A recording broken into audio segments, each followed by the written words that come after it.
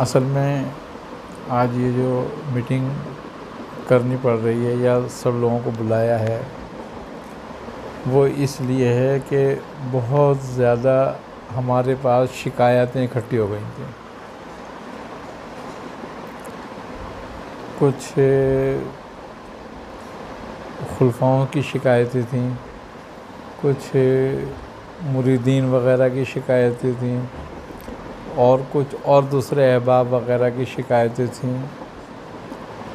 और वो ये थी कि भाई जो भी यहाँ आता है वो सिर्फ़ अपने मकसद के लिए आता है, सिलसिले का कोई काम नहीं करता। और जो लोग यहाँ पर हैं खुलफा, वो बेचारे महकूम बने हुए हैं। तो ऐसा नहीं होना चाहिए। देखो, खुलफा सलासिल के अंदर तमाम खुलफा, ये कोई सीनियर होता है, कोई जूनियर होता है, मगर होते सब बराबर हैं।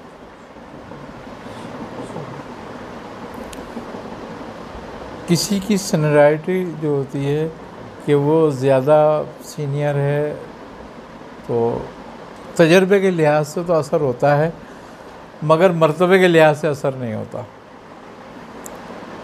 मर्तबे के लिहाज से सब एक जैसे होते हैं। सिर्फ अपने अपने तजर्बे के लिहाज से जो है वो कोई पुराना होता है तो वो ज़्यादा तजर्बा रखता है, कोई नया आता है वो ज़्यादा तजर्बा नहीं रखता, वो सीखता है भी, लेकिन हैसियत सबकी एक जैसी होती है। फिर दूसरी बात यह है कि मरकज़ जो है उससे नहीं जुड़ रहे थे।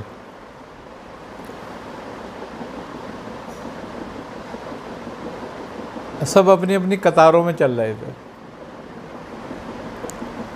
मरकज़ से ना जुड़ने का भी बड़ा नुकसान होता है सिलसिले में,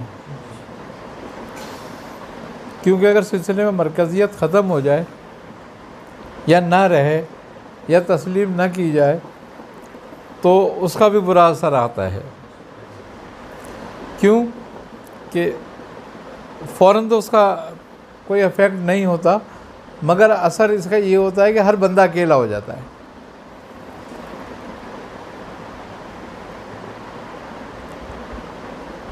तो हम ये भी नहीं चाहते कि हर बंदा अकेला हो जाए, कि जब वो इस सिलसिले से वाबस्ता है, सिलसिले से जुड़ा है तो जुड़ा रहे।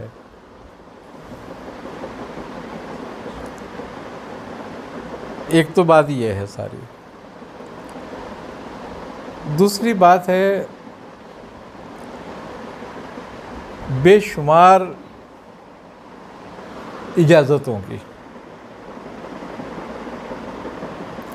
कि हर कोई हर किसी को पढ़ने के लिए बता रहा है। अब चाहे वो उसका अहल है या नहीं है, वो आम आदमी है या खलीफा है या मुरीद है, क्या है क्या नहीं, वो उसके अच्छे बुरे असरात को नहीं समझ रहा। लिहाजा ये भी बहुत शिकायतें आई हैं कि बहुत ज़्यादा लोग रुजतों का शिकार हैं, बहुत ज़्यादा लोग इस पढ़ने के बाद परेशानियों का शिकार हो गए। इसकी भी बात करनी थी। और तीसरी बात ये है कि हर आदमी अपने इलाके में बैठकर जहाँ भी वो बैठा हुआ है वो सिलसिले का खलीफा जो है, सिलसिले का नुमाइंदा है, और उसको अपने इलाके में अपनी जगह पर एक्टिव होना चाहिए। और कम से कम वो जो एक्टिविटी है उसको मरकज़ को उसकी ख़बर होनी चाहिए, ताकि अगर उसको किसी किस्म की मदद की ज़रूरत है, किसी इनफरादी या किसी अफरादी क़ुव्वत की ज़रूरत है, या किसी मामले में वो फंस गया है या परेशान हो रहा है, तो उसकी मदद की जा सके।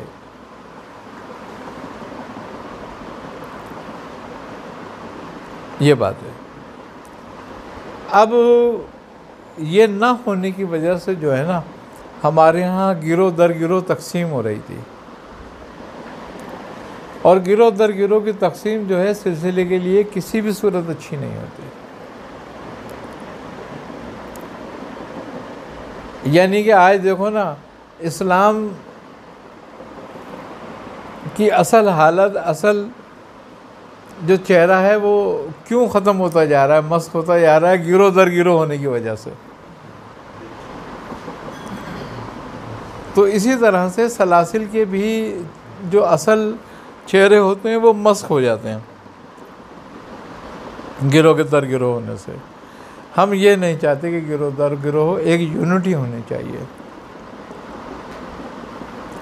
अब दूसरी बात ये होती है कि एक आदमी एक खुलफा से जो अलग होता है वो दूसरे के साथ चिपक जाता है, दूसरे से अलग होता है तीसरे के साथ चिपक जाता है, तो वो गिरोह बनते चले जाते हैं फिर, जिसका नतीजा फिर ख़राबी होती है। तो अब हम ये चाहते हैं कि सारे खुलफा जो हैं वो मरकज़ से जुड़ें और अपने अपने इलाक़ों में अपने अपने सिलसिले की नुमाइंदगी ख़ुद अपनी हैसियत में करें।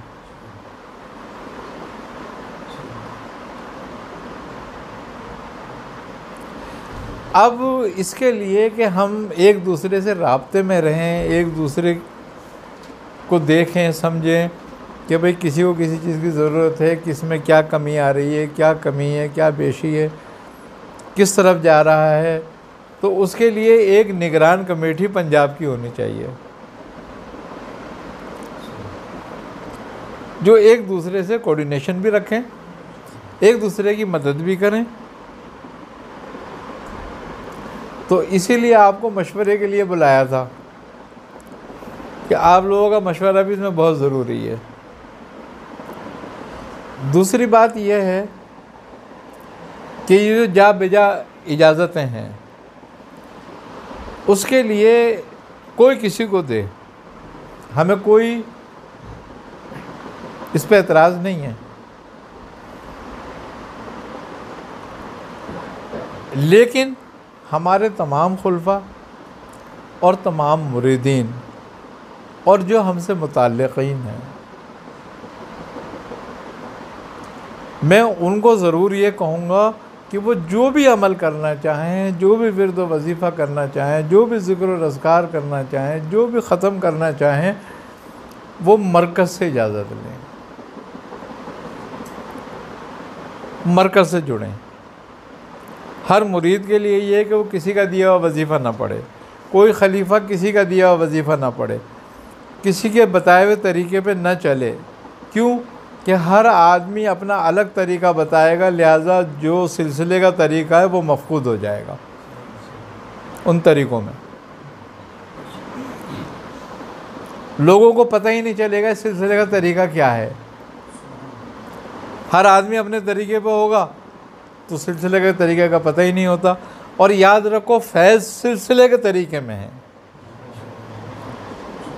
किसी के बताए हुए तरीके में नहीं है, क्योंकि तरीक़ा असल फ़ायदेमंद वही है जो बुज़ुर्गों की इजाज़त से और अमर से है। देखो, हर कलाम वो मुफीद होता है जो किसी बुज़ुर्ग की ज़बान से होता है, उसमें कोई तहरीफ ना हुई हो। तहरीफ करना चूँकि यहूदियों का अमल था एक।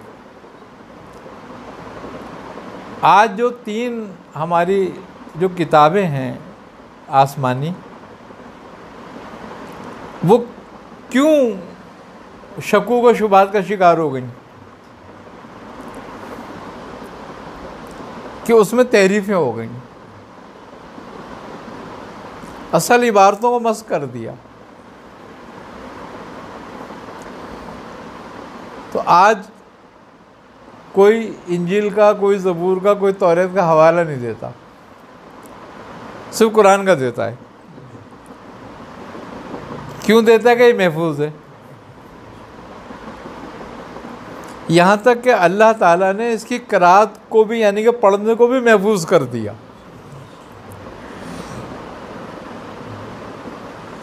कि टोटल 7 क़िराअतों में कर लिया इसको,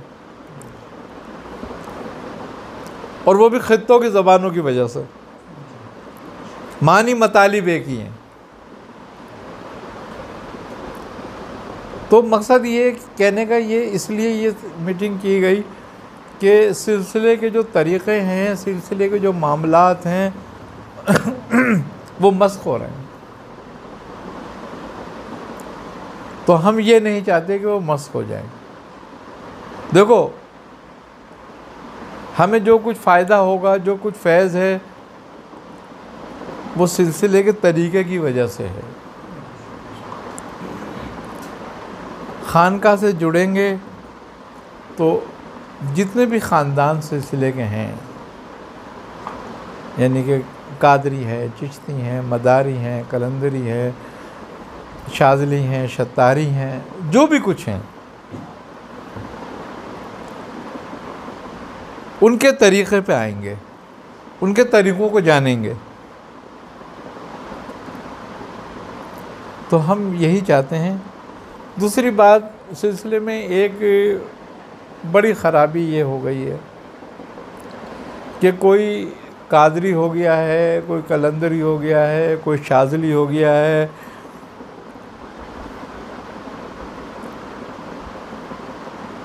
हमारे एक बुज़ुर्ग से लेके हमारे पीर व मुर्शिद ख्वाजा उस्मान अली शाह साहब से लेके और पीछे तक चले जाओ हज़रत अली तक, कि किसने अपने नाम के साथ क्या लगाया हुआ है। हर आदमी अपने नाम के साथ अपने पीर का नाम जोड़ता है, उसके बाद सिलसिले को जोड़ता है। यहाँ ऐसा नहीं है। इसलिए कोई यूनिटी, कोई शनाख्त, कोई पहचान नहीं होती। हमारा माशाल्लाह सिलसिला बहुत बड़ा है, मगर इसी वजह से इंतशार का शिकार है। इसी वजह से हमें पता ही नहीं है कि कौन कहाँ पर हमारा है, कि उन्होंने अपना तरीक़ा इख्तियार कर लिया, सिलसिले के तरीक़े को छोड़ दिया। तो हम ये चाहते हैं कि जहाँ भी हमारे लोग बैठे हुए हैं, हमारे खुलफा हैं, वो अपने इलाके में अपने सिलसिले की नुमाइंदगी करें, अपने सिलसिले के लिए काम करें, अपने सिलसिले को बढ़ाएं। देखें, खिलाफत देने का मकसद क्या होता है? अगर किसी को खिलाफत दी जाती है या उसको तरबियत दी जाती है तो उसका मकसद क्या है? उसका मकसद यही है कि वो भी अपने मामलात को, अपनी ज़िम्मेदारी को निभाए और सिलसिले की तरवीज करे और आगे बढ़ाए। देखो, सिलसिले में माल और दौलत और असबाब बनाने की किसी को ममानियत नहीं है। आई ना समझ में बात? मगर माल और दौलत और असबाब के चक्कर में और इसमें अंधे हो गए सिलसिले को ख़राब मत करो, सिलसिले को मस्क मत करो। आई ना समझ में बात? मैं हूँ या कोई भी हो, खाने कमाने के असबाब बहुत हैं,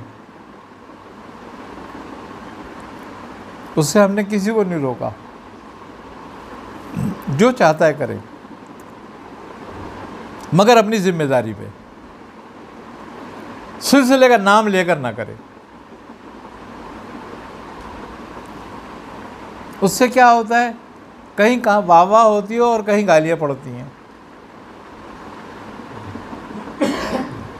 फिर हमारे बुज़ुर्ग बदनाम हो रहे हैं। वो बेचारे मेहनत कर गए और इतनी काविशें करके चले गए, उन्होंने सारी उम्र अंधेरों में गुजार दी, बग़ैर चला के गुजार दी, सिर्फ़ इसलिए कि खिदमत खल्क़ कर दें और सिलसिले को आगे बढ़ा दें। जो उनके पास ज़िम्मेदारियाँ थीं उनके बुज़ुर्गों की तरफ से, वो उन्होंने पूरी करी। आज हम क्या कर रहे हैं? कल हम उनकी निस्बत लेकर जब उनके सामने जाएंगे तो हम उनको क्या मुँह दिखाएंगे और क्या कहेंगे कि हम क्या करके आए? देखो, यहाँ तुम्हें किसी को जवाब नहीं देना कि कौन क्या करके आया, लेकिन वहाँ तो देना है ना। जिनसे निस्बत जोड़ते हो अपनी, या जिनकी निस्बत पे फ़ख्र करते हो, उनको तो जवाब देना है ना।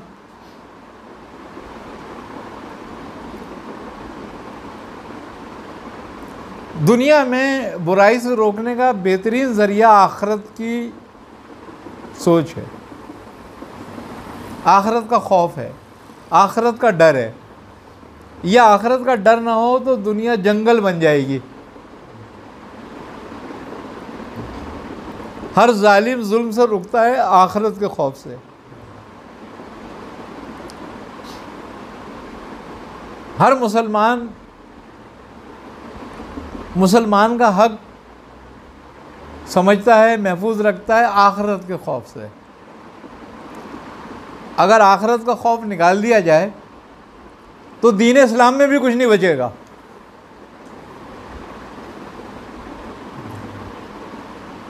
इसीलिए बात यह है कि ईमान की बेस इस बात पे कि अल्लाह पे ईमान ला, उसके रसूल पर ईमान ला और यौम आखिरत पे ईमान ला। अब हमें पता है कि अल्लाह हमें पकड़ने नीचे नहीं आएगा।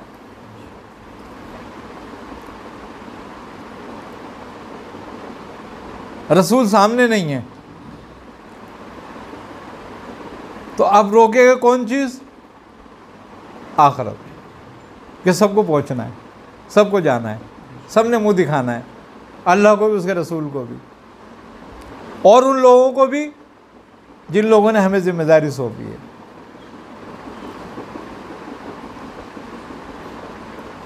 तो लिहाजा हमें चाहिए कि हम अपनी ज़िम्मेदारियों को आसान तरीके से निभाएं। अगर हम ज़िम्मेदारी नहीं निभा सकते तो हमें चाहिए कि हम अपना ताज और अपना पटका वापस कर दें कि भाई ये ज़िम्मेदारी हम नहीं निभा सकते, ये वापस ले लो हमसे। तो उसका फ़ायदा ये होगा कि कम से कम कल तुम बुज़ुर्गों ये तो नहीं तुमसे पूछेंगे वो कि भाई तूने क्या करा था, तुम कहोगे मैं तो वापस कर आया था।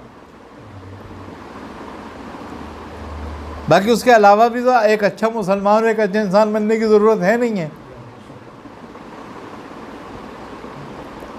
और फिर कल जिम्मेदारी छुड़ाने के लिए इससे हम फिर दीन इस्लाम से भी निकल जाएं, कहने लगे क्यों भाई जवाब दें हम, जब मुसलमान रहेंगे तो जवाब देंगे ना।